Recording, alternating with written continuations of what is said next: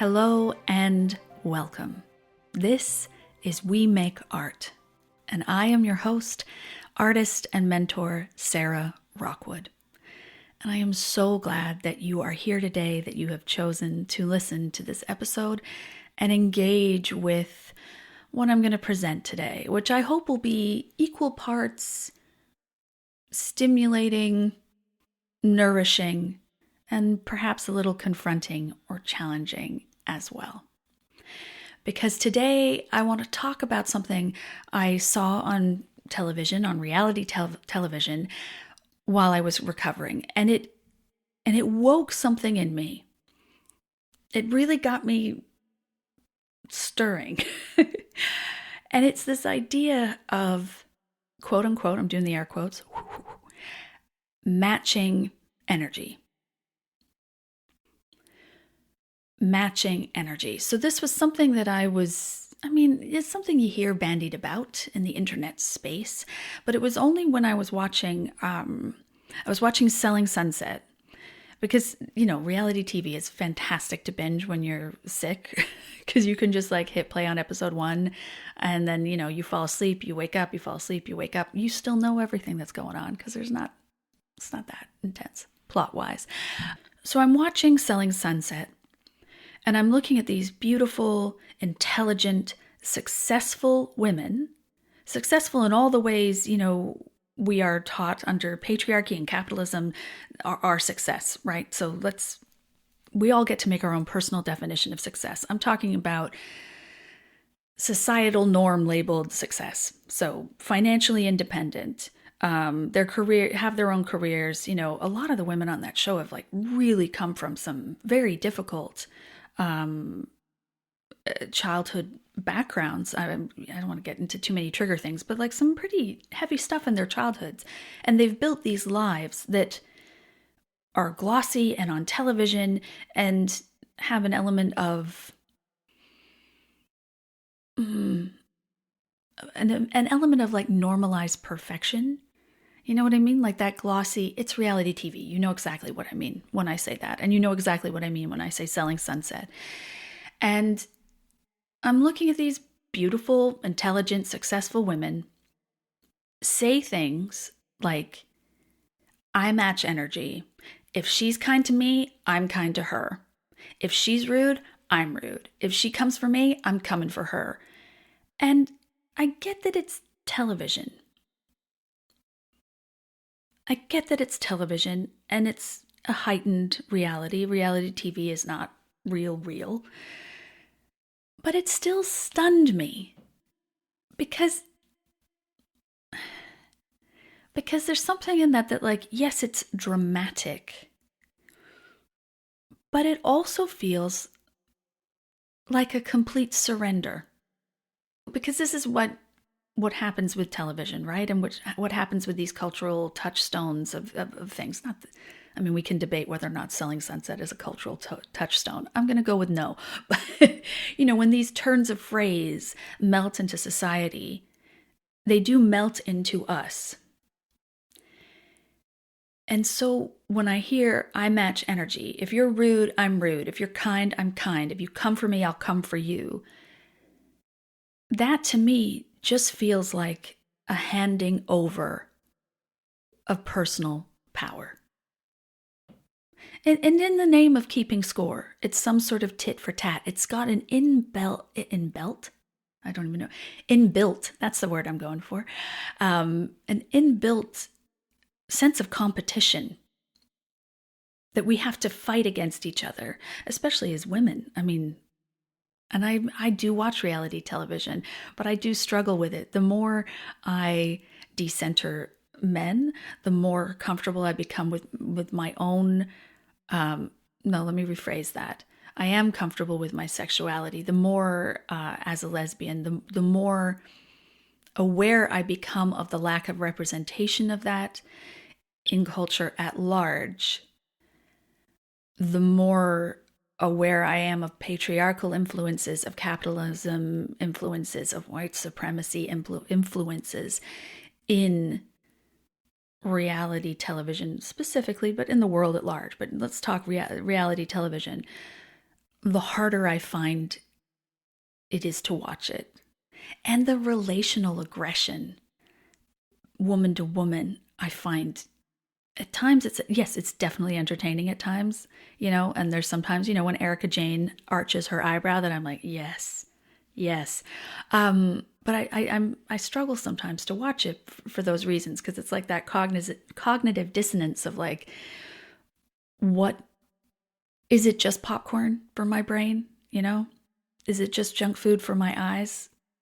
So yes, these things bleed down seep down into our consciousness on some level. And I find that this mindset of matching energy, it's very reactive. It's rooted in defense rather than creation. And yes, sometimes in our lives, defense is the way to go. Sometimes you got to step to somebody, I was like, can I think of an example? I don't mean in a violent way. I mean, sometimes you do have people that do come for us in our spaces, and we need to feel safe enough in our bodies, strong enough in ourselves to be like, not today. But there is something that those instances are hopefully very few and very, very far between in our lives.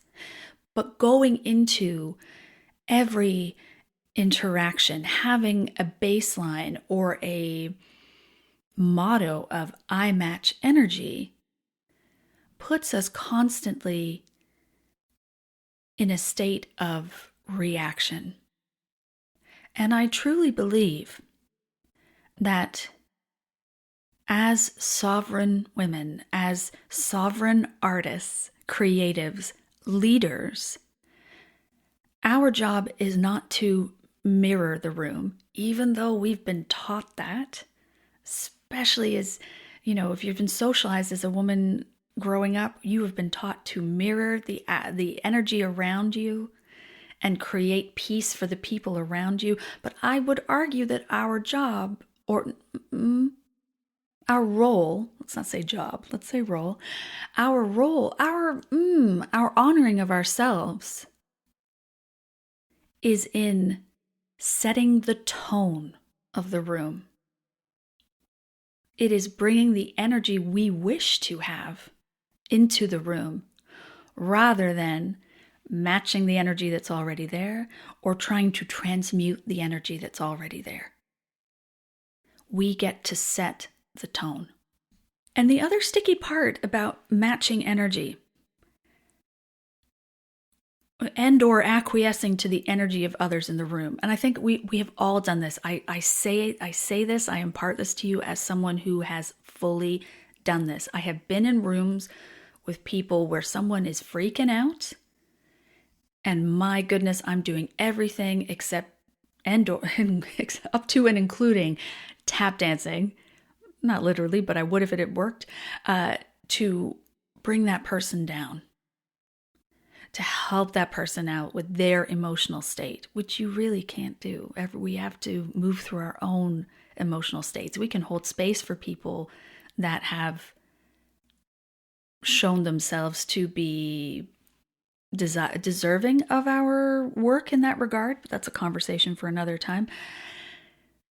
But I have been in those rooms where someone's freaking out and you're doing your best to calm them down. And I have been in the rooms where somebody has, for lack of a better term, stepped to me, and I'm like, okay, here we go. And I'm going to give it right back to you. And guess what? I read a lot, so it's going to be a good vocabulary. See, I'm trying to make like a joke or some sort of sassy statement, and my vocabulary left the building. So don't take a page from me there. So I think we can all look to a time where we've been in a room and felt off, and either done our best to relieve the tension of the others in the room, or we've matched the energy in the room because that's what felt the most, that was the easiest thing that came quickly, or we've shrunk ourselves to allow the energy of others to fill the space. And it feels easy, right? It feels like, no, easy is the wrong term. It's the path of least resistance. To walk into a room and somebody's having a freak out, whether that's in a personal situation or a professional situation. I've dealt with both. I mean, heck, I was in a domestic violence situation for 18 years. I know what it is to walk into a room and someone's having a meltdown and you're like, okay, well, I'm going to get really small and then go get their favorite snack. I know what that is. And we abdicate our responsibility for our own emotional states when we make that choice. Part of my recovery, part of my unlearning is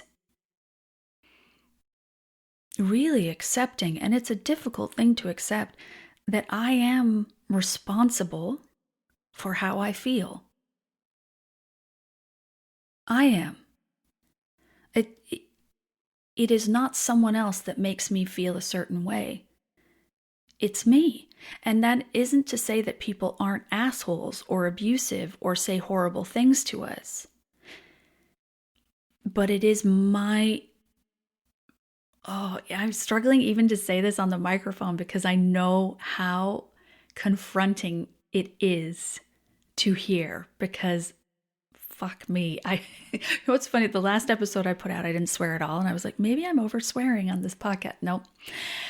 Because I know how hard it is when somebody says like, you're really responsible for your own emotional states. And I'm like, but he was yelling at me. Okay. Now I get that, like, yeah, he's yelling at you and that's awful. But let's address the deeper issue as to why you're staying in a room where you're being yelled at. Why do you feel like this is the best way for you to be, the best emotional state for you to be in? Let's dig deeper as to why that's happening. So by no means is it, in those kinds of extreme situations, an easy fix. So can we, in these lighter interactions, when someone's rude to you in a grocery store, because it does happen, or somebody says something weird and it's like, okay, I have some options here. Oh God, I'm flashing on the, being in a grocery store and a man coming up. I'm in the veggie section and a man coming up and being like, or I'm in the organic veggie section. See, the joke will get funnier once I get all the elements in place. And a man coming up to me and going like, oh, I thought they were all organic. Now, this happened, probably 10 years ago now. And I'm like, oh my God, that's so funny. But now I think it would just be a dead stare of like, that was me dead staring. Dead air on a mic and dead staring. But just like, I don't have to participate in the emotion that you're trying to cultivate in me. Because our nervous system is our power source. Being grounded in our vessel, in the body, is our power source. And when we're anchored into that, when we're in our own energy, in our own frequency, we operate from a place of truth. We stop reacting and we start responding.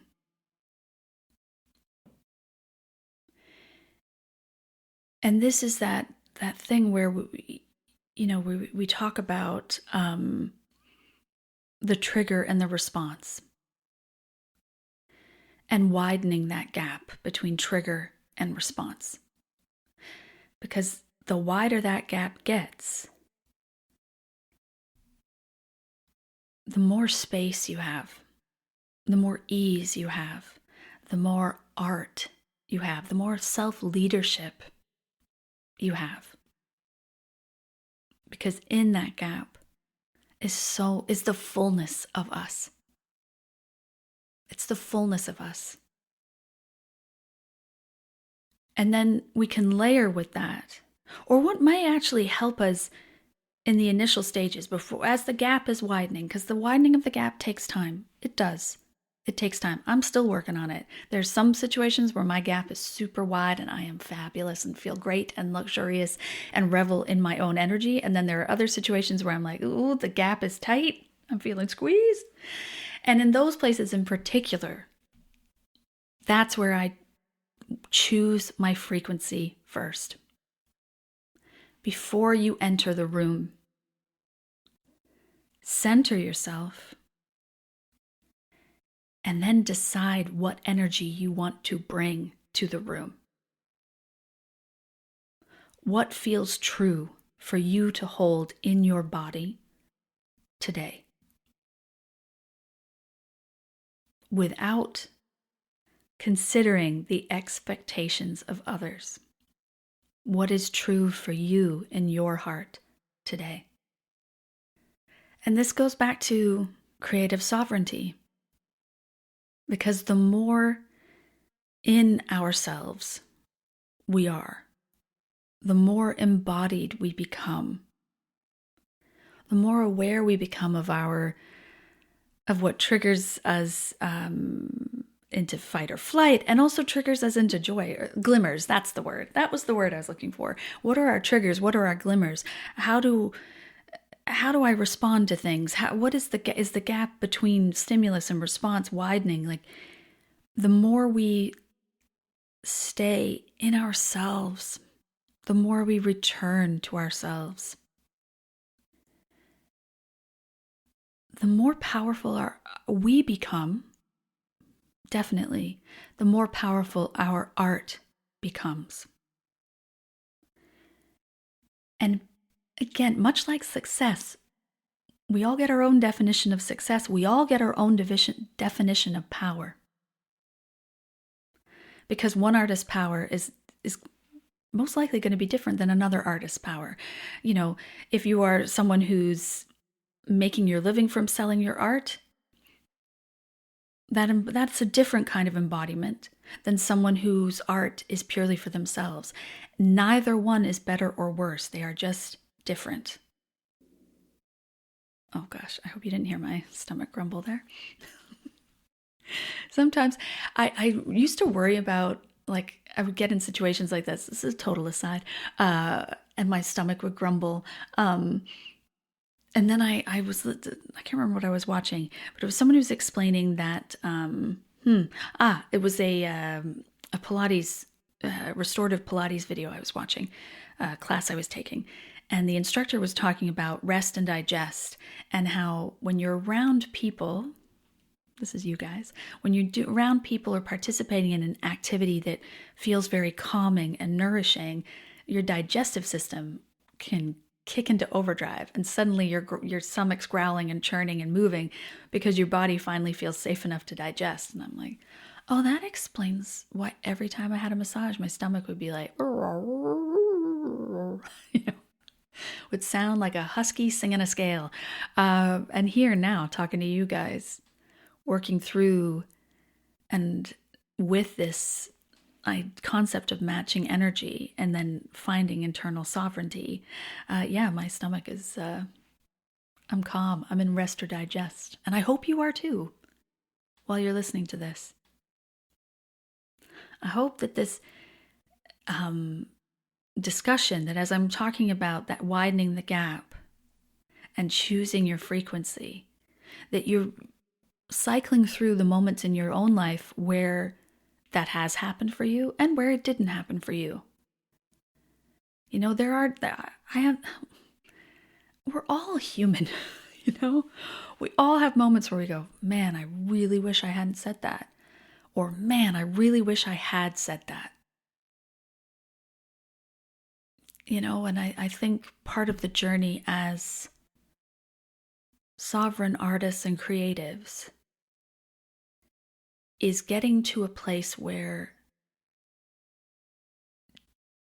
definitely within our art, bonus if it's in our lives, we have no moments where we're like, man, I really wish I'd created it this way. Or, man, I really wish I hadn't created it that way. You know, that there are no, I don't want to say no regrets. there are no stones left unturned in the art that we are making, and how deeply that plumbs our sources. I want to say how deeply that pulls, not plumbs, pulls from within us. Yes, because when we stay in our energy, when we embody our energy, when we are actively working on widening that gap between stimulus and response, when we are choosing our frequency, when we are intentional about how we walk into a room, our art becomes a transmission of who we really are, not who the world tried to make us into. And that's the work. That's what I find time and again with literally every client. And I'm thinking back through when I was coaching singing, when I started out coaching acting to singers and all that stuff, in the directing that I've done, in everything, I can see now that the real work was returning to the self, returning and embodying and embracing our true selves. And the other side of that is seeing how much as a society how hard society works to separate us from our truest selves. Yeah, because you are not here to match what's around you. You're here to embody what is within you. Period. So if this resonates, if what I'm talking about resonates, and we've talked about the two sides of the resonation coin, the stirring coin, one side of it being like, oh man, I feel so seen and heard, and I really want to delve deeper with this work. And the other side of the coin is, fuck you, Sarah. I don't know what the hell you think you're talking about. Match this energy, bitch. Like, those are the two sides. I mean, there's middle grounds to be sure, but my experiences as a coach, and again, through my entire coaching career, not just here as a artist coach, is that people really come to me with two reactions. Either I know that this is going to be a safe place for me to land and I really want to expand into my full self, or I don't know why I'm here. Somebody told me I needed to talk to you. And I'm like, okay. But they both come from a place of like, I want to know who I really am and feel all that fullness. And that is a journey I love to hold space for. Not a journey I don't draw you the map. I just help you write it down. The map is you explore. There are a lot of mixed metaphors here. I should let them go now. But as I was saying, if this resonates, I want to invite you into something that is completely free and deeply special. It really is something I channeled quite clearly as I was coming out of my convalescence, as I was recovering from pneumonia, and the cracked rib and all the craziness. What I really, when I did this work for myself and got quiet and deep and embodied, this was what came through. And it is the art of return. And it's a private podcast. I say private podcast because it's on this podcasting app. Like, this is where you get the link, you put it on your favorite podcasting app. But they are visualizations. They are crafted moments of stillness. They're short. Each one is just 10 minutes. They're designed to be part of your life and to help facilitate the widening of the gap for you between the trigger and the response. They're really for the artist that is ready to come home to themselves. Because what I've learned, and it's taken a long time to learn it, and it'll probably take a lifetime to really live it, is that we don't need to push. We don't need to push. We don't need to perform. We need to return. Everything we want is already within us. We just have to clear the shit that everybody else gave us and told us we needed to do out of the way. And that is what the art of return holds space for. So thank you for listening, and I will talk to you later. Bye.